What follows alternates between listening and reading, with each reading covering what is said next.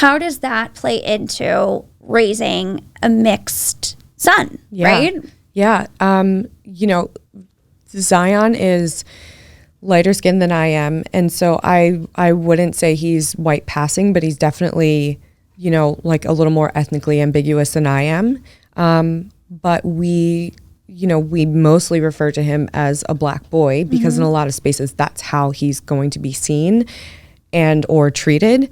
And so, at 2 years old, right, it's not like we're having conversations, course, yeah. right? But at 2 years old, it's about sort of like what his world looks like. So we're very intentional about the kinds of books that we buy, right? And making sure that there are black protagonists. And that isn't to say that he doesn't have other books too. He has books with girl protagonists. He has books with white protagonists. He has books with Asian protagonists. He has books about bodies. He has books about pronouns. He has books about a little kid who uses a wheelchair, who has a dog and brings his dog to school, all kinds of things. And so we're trying to shape for Zion that there are actually lots of different kinds of people in the world, and everybody, literally everybody, every type of person is beautiful and wonderful, and that this hierarchy that we put onto folks, it's not real, right? And so,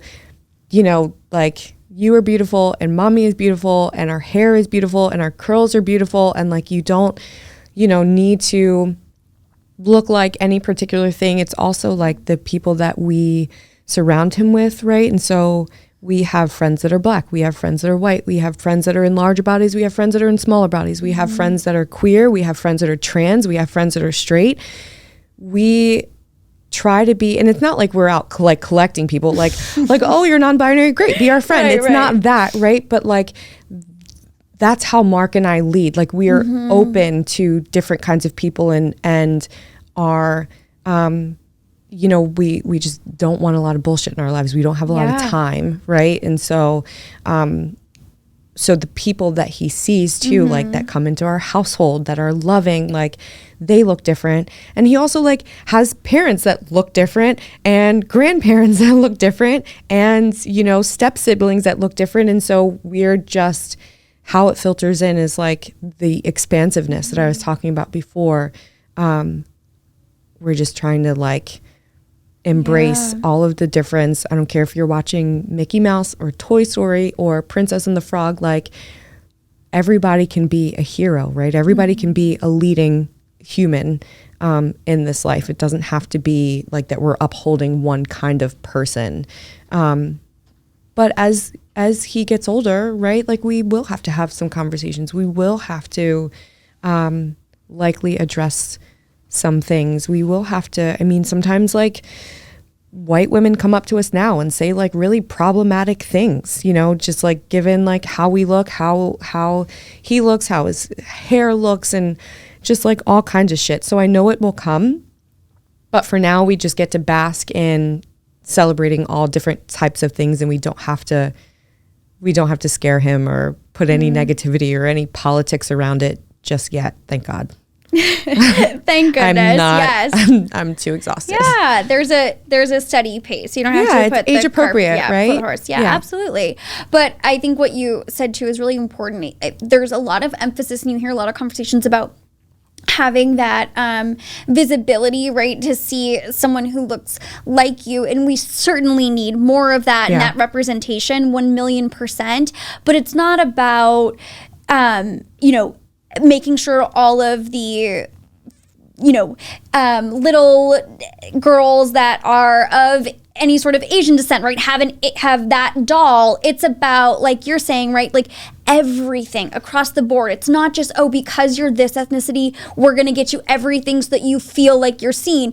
It's important to have the combination, because that also is really start of the his way of thinking, right? As he's getting older, right? It's how you're building their thought process, their mindset, their openness, their, you know what I mean? And how they view things.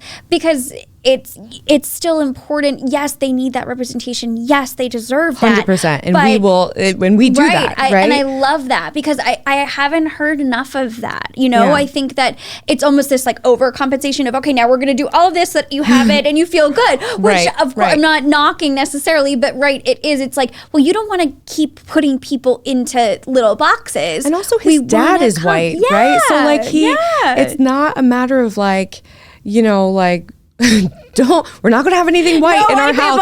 Yeah, no white people ever. It's like, you know, like the wheelchair. You're saying, was it a dog in a wheelchair or something? A little boy in a wheelchair who has a dog who brings his dog to school. I forget the name of the book, but like he needs that, right? Yes. Like, because one day one of the kids in his class is going to be a wheelchair user or going to be an amputee or something like that, and I don't want my kid to be an asshole. Right. And that's the thing. There's this pureness of kids. I think a lot of times it's just they have no idea. And that curiosity is what makes them, they have no fear a lot of times and they have no idea. So that they are unafraid to ask the questions. Right. And for someone where that's potentially a really personal area for them or a tough thing for them to kind of talk about, that can seem offensive when that's not the intention. Yeah. So you're giving him the tools to be able to walk into school and not even question it, because it's like he's been reading that book and he knows what a wheelchair is and he knows, you know, he understands. And it's not just like, why are you in a wheelchair? You know what I mean? And then the kids are like, exactly. It's so smart and I love that.